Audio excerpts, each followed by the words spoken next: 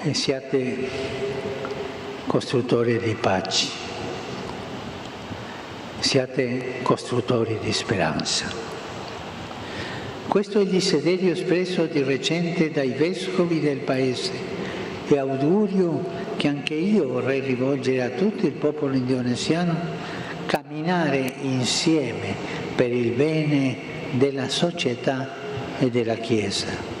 Siate costruttori di speranza, sentite bene, siate costruttori di speranza, quella speranza nel Vangelo che non delude mai e che ci apre alla gioia senza fine. Grazie tante. Saudara Imam Besar Masjid Istiqlal Nazaruddin Umar mencium kening pemimpin Katolik dunia Paus Fransiskus. Dan sebaliknya, Paus membalas dengan mencium tangan Imam Besar Istiqlal. Momen tersebut terjadi saat Paus hendak meninggalkan Masjid Istiqlal menuju gereja katedral melalui terowongan silaturahmi. Usai dicium keningnya, Paus pun merespon dengan mencium tangan Nazaruddin Umar. Imam Besar Masjid Istiqlal bilang momen ini sekaligus bentuk pesan hubungan persahabatan dan toleransi yang tulus. Nazaruddin Umar menambahkan Masjid Istiqlal bukan hanya rumah ibadah semata, melainkan rumah besar bagi kemanusiaan.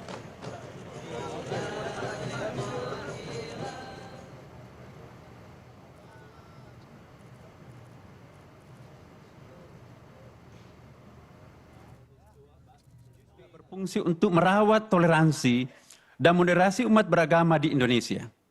Kita semua telah melakukan terobosan besar untuk merawat toleransi dan moderasi umat beragama di Indonesia dengan dibangunnya terowongan silaturahim, The Tunnel of Friendship, yang menghubungkan Masjid Istiqlal dan Gereja Katedral.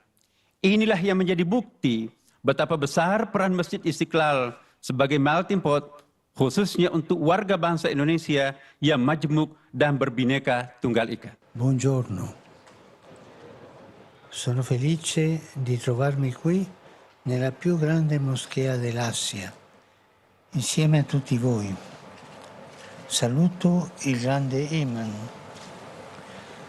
e lo ringrazio per le parole che mi ha rivolto, ricordando che questo luogo di culto e di preghiera è anche una grande casa per l'umanità, in cui ciascuno può entrare per fermarsi con se stesso, per dare spazio a quell'anelito di infinito che porta nel cuore per cercare l'incontro con il divino e vivere la gioia dell'amicizia con gli altri. Piace ricordare che questa moschea è stata progettata dall'architetto Frederick Silaban, che era cristiano. Lawatan bersejarah Paus Fransiskus juga tak melupakan peran kaum muda lintas agama yang tergabung di Scholas Occurrentes. Seorang guru perempuan asal Buton, Sulawesi Tenggara menangis haru berbicara pengalamannya di hadapan Paus membantu anak-anak marginal.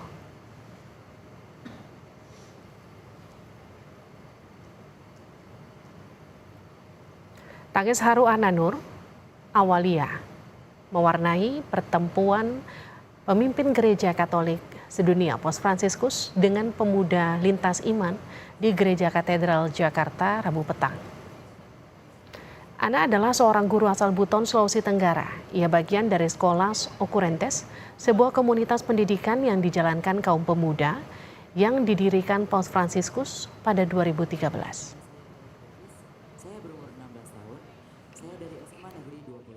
Bagian dalam katedral sebuah gereja yang disucikan umat Katolik.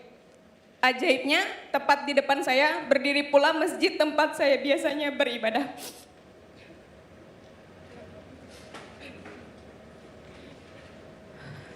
Ini merupakan simbol toleransi, di mana perbedaan seharusnya kita hadapi dan kita jembatani.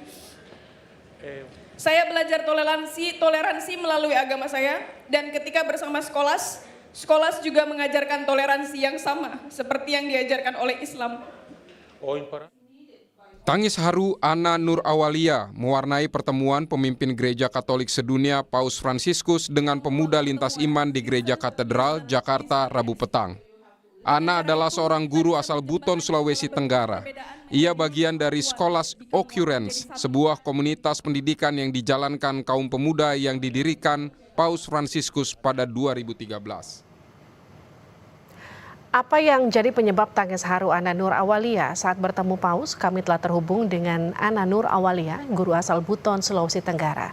Ana juga bagian dari Sekolah Occurrence, sebuah komunitas pendidikan yang dijalankan kaum pemuda dan didirikan Paus Fransiskus pada 2013 silam. Selamat malam, Ana.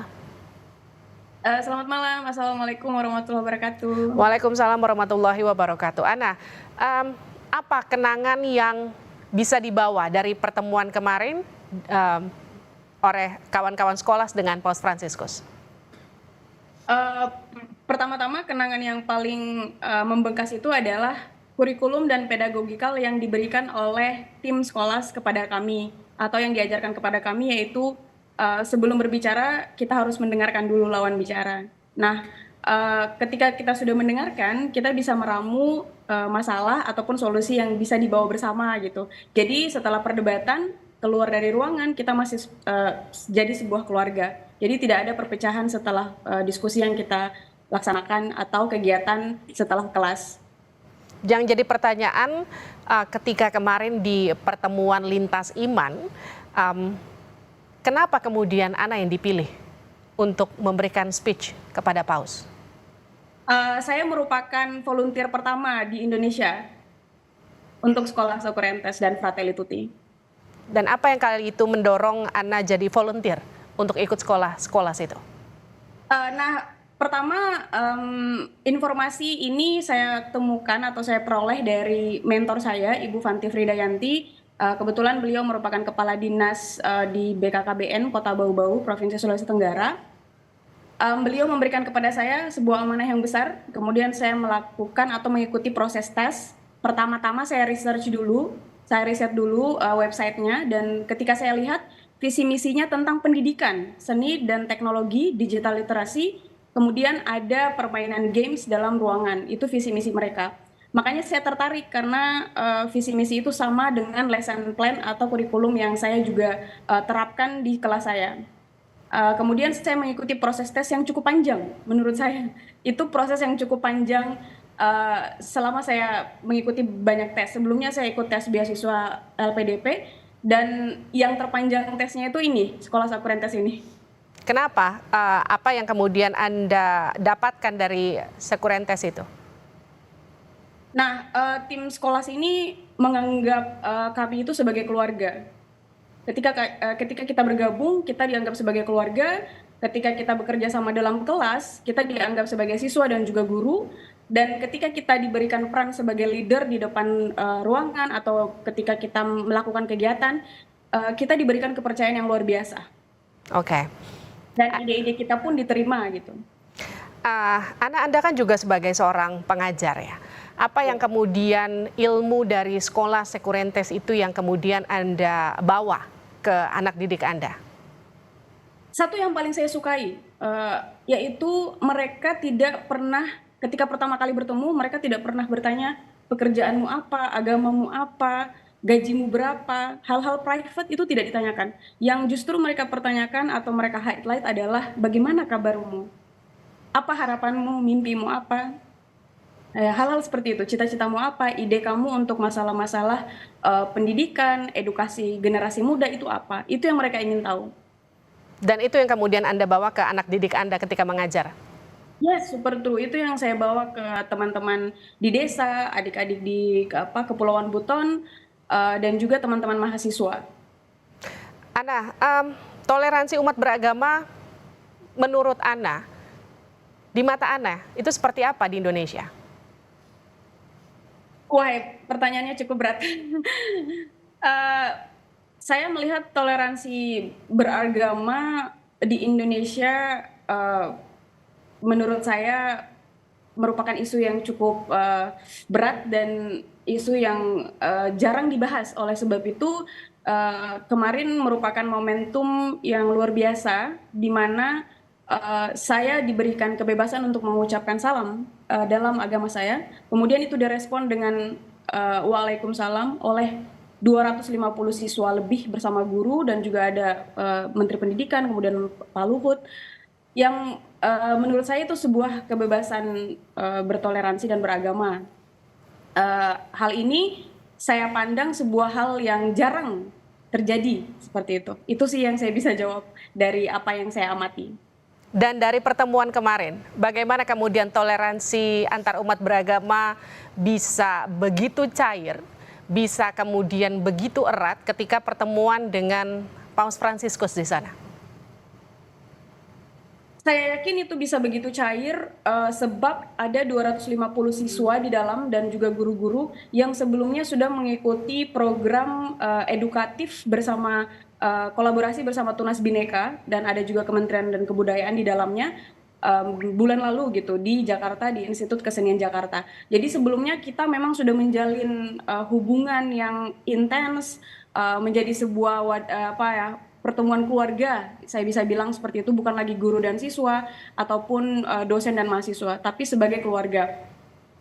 Pada saat berkegiatan hari itu di Institut Kesenian Jakarta, 250 orang ini mengeluarkan isi hati mereka terkait dengan isu-isu seperti bullying, diskriminasi sosial, status sosial, kemudian anak-anak yang ingin sekolah tapi tidak bisa mendapatkan fasilitas untuk bisa sekolah. Saya pikir suara-suara generasi muda ini yang tidak pernah mendapatkan wadah untuk bisa didengarkan. Dan momentum seperti kemarin ketika saya bersuara kemudian memberikan pandangan saya yakin bahwa itu wadah yang sangat luar biasa, di mana Menteri Pendidikan juga hadir, kemudian para guru, para siswa juga hadir. Tujuan saya untuk menyampaikan suara tentang edukasi, pendidikan, kelas, ruang baca, literasi. Saya juga menyebutkan hal itu dalam pidato saya, karena ada anak-anak siswa, ada guru-guru, ada dosen, dan juga para pekerja seni yang sudah terlibat bersama kami 2 bulan terakhir. Nah, itulah yang membuat ikatan emosional kita sangat kuat. Ana, misi perjalanan Paus ke Indonesia salah satunya adalah misi perdamaian, toleransi antar umat beragama, lintas agama yang kemudian kemarin begitu haru rasanya. Saya juga menyimak langsung ketika Ana membacakan speech-nya, sempat terharu, menceritakan kesan pertama saat itu Ana berada di gereja katedral, Ana, betul ya? Ya, itu pertama kali. Rasa haru seperti apa yang Ana rasakan sampai bisa meneteskan air mata kemarin? Saya memikirkan ketika diberi kesempatan untuk membacakan pidato, saya memikirkan kembali pengalaman-pengalaman saya bersama tim Skolas ketika saya berkegiatan bersama mereka di Afrika, Liberia ya. Saat itu saya melihat ada banyak kemiskinan, kemudian anak-anak yang harusnya ingin bersekolah tapi tidak bisa bersekolah, kemudian bapak ibu yang sebenarnya ketika mereka bercerita kepada kami ingin memeluk sebuah agama tapi tidak bisa karena mereka masih memikirkan, dalam tanda kutip, masih memikirkan ekonomi seperti itu. Sehingga itu yang membuat saya merasa bahwa ternyata kita di belahan dunia ini semua memiliki masalah yang sama, isu yang sama, kemiskinan, pendidikan yang tidak terfasilitasi untuk anak-anak, kemudian perempuan dan anak-anak yang dieksploitasi, kemudian para pemimpin kita yang tidak banyak mewadahi kita untuk bersuara seperti itu. Sehingga seperti yang saya katakan sebelumnya, kenapa saya tertarik dengan kurikulum dan pedagogikal dari Scholas Occurrentes ketika saya bersama mereka mau mewadahi untuk bersuara. Selalu dalam ruangan atau dalam meeting kami itu isinya untuk mendengarkan suara hati, mendengarkan opini, pandangan, gagasan, kemudian berdiskusi. Itu yang saya suka. Dan setelah perdebatan pun kita keluar sebagai keluarga, tidak ada sama sekali perpecahan. Nah, ini yang menurut saya untuk bisa menjembatani ini ke arah atau ke isu toleransi. Jika jarang terjadi dialog lintas agama, jarang terjadi dialog lintas generasi, akan sulit untuk menjembatani untuk menuju toleransi tersebut. Ana, kemarin Paus juga sempat merespon apa yang Ana katakan begitu indah, itu keluar dari hati menurut Paus. Bagaimana responnya? Kemarin memang saya langsung menangis ketika disampaikan bahwa pandangan atau pidato saya menyentuh hati beliau dan itu indah. Dan kemudian beliau mengatakan bahwa oh memang karakter guru seperti itu. Saya kemudian menitikkan air mata karena mengingat kembali perjuangan teman-teman guru juga, bukan hanya saya. Ada kawan-kawan saya di Buton sana, ada Bang Suhardianto, ada Ibu Indah Febrianti, dan juga teman-teman guru di Buton ya, daerah Buton. Saya yakin ada banyak relawan sebenarnya di luar sana yang guru honorer, let's say ada banyak sekali yang berjuang tanpa diketahui sama sekali. Dan kemarin sebenarnya adalah momentum yang luar biasa diberikan kepada saya sehingga saya menangis karena mengingat perjuangan dari teman-teman juga. Anda sebagai guru itu kan juga sebagai agen untuk kemudian mendistribusikan ilmu atau apa hasil pertemuan yang kemarin Anda dapatkan bersama dengan Paus Fransiskus salah satunya. Apa yang kemudian akan Anda ajarkan ke anak murid, ke siswa dari hasil pertemuan kemarin? Yang pertama yang ingin saya emphasize, saya tegaskan kembali adalah sebenarnya jauh sebelum saya bertemu Bapak Paus Fransiskus, saya sudah menerapkan lesson plan yang sama dengan lesson plan atau kurikulum atau pedagogikal dari Scholas Occurrentes. That's why itu mengapa saya tertarik dengan Scholas Occurrentes karena visi misinya sama dengan saya. Sejak tahun 2011-2012 saya mengajar, baik itu di lembaga kursus maupun membantu dosen sebagai asisten dosen, saya sudah melakukan atau mempraktekkan kurikulum yang sama, yaitu kurikulum Merdeka Belajar. Kurang lebih related, sama dengan kurikulum Merdeka Belajar sebenarnya. Hanya saja ketika itu diterapkan di desa-desa di mana fasilitas tidak ada, kemudian literasi kurang sejak awal, nah itu yang akan jadi overlapping menurut saya sih tumpang tindih isunya. Isu yang pertama adalah teman-teman guru atau pendidik di daerah-daerah atau di desa-desa kemudian harus dipaksa berkejaran dengan mengejar target kurikulum merdeka, let's say untuk memahami kurikulum merdeka, tapi mereka saja tidak mampu menggunakan teknologi dengan baik, atau bahkan sebelum frasa menggunakan teknologi dengan baik, mereka tidak punya fasilitasnya. Nah ini sebenarnya yang membuat saya ada banyak sih Mbak sebenarnya lompatan-lompatan isu di kepala saya sehingga membuat saya menangis kemarin. Baik. Karena ya ketika membacakan persoalan edukasi, memikirkan bahwa ketika saya mengatakan bahwa saya guru dari pulau kecil, itu saya langsung teringat dengan perjuangan-perjuangan guru-guru yang ada di sana. Selain kemudian toleransi antar umat beragama, kehadiran Paus Fransiskus ke Indonesia itu juga kemudian mengajarkan bagaimana kesederhanaan yang luar biasa yang patut dicontoh. Apa harapan anak ke depan untuk Indonesia dan para pemimpin Indonesia ke depan? Wah banyak Mbak, kalau ditanya harapan untuk para pemimpin Indonesia banyak banget, sangat banyak.